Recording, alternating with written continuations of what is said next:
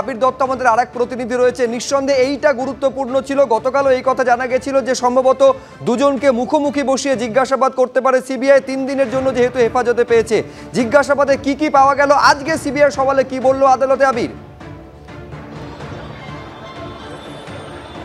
দেখো, আজকেও বিস্ফোরক তথ্য কিন্তু সিবিআই তরফ থেকে আদালতে পেশ করা হয়েছে। 13 দফা অভিযোগ তারা কিন্তু করেছেন হেফাজতে নেওয়ার সপক্ষে, অর্থাৎ হেফাজতে তারা নিতে চান এই দুজনকে।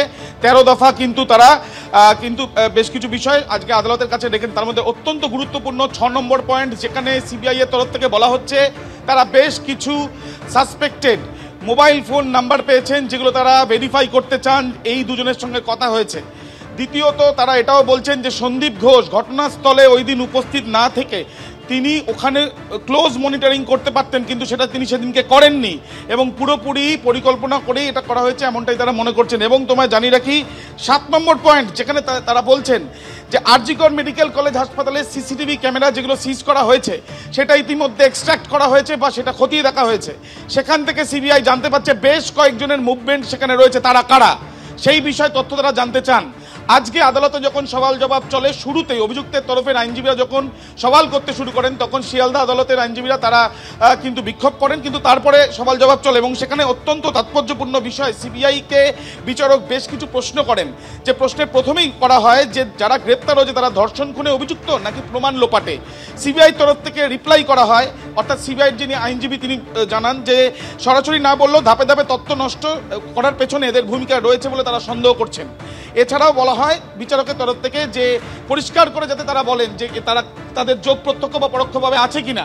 সেই ক্ষেত্রে সিবিআই তরফ থেকে বলা হয় যে যেভাবে ডিস্ট্রাকশন হয়েছে, যেভাবে এফআইআর করতে দেরি হয়েছে বা ময়নাতদন্তের ক্ষেত্রে দেরি হয়েছে, সেক্ষেত্রে তারা মনে করছেন যে এর পেছনে কিছু একটা রয়েছে এবং সেই তদন্ত তারা এগিয়ে নিয়ে যেতে চান।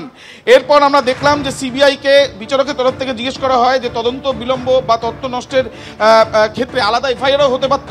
সেই ক্ষেত্রে সিবিআই এর তরফ থেকে কিন্তু যে ব্যাখ্যা দেওয়া হয় সেই ব্যাখ্যা দিতে গিয়ে তারা জানান যে দেরি করেছেন এনারা অভিযুক্তদের বাঁচানোর জন্য এবং এখানে গণধর্ষণের এখনো পর্যন্ত তারা গণধর্ষণ হয়েছে কিনা তারা নিশ্চিত নন বা হয়নি তারা মনে করছেন, কিন্তু একজনের ইনভলভমেন্ট আছে, যদিও পুরোটাই ভেরিফাই তারা করছেন সেটাও তারা জানিয়েছেন।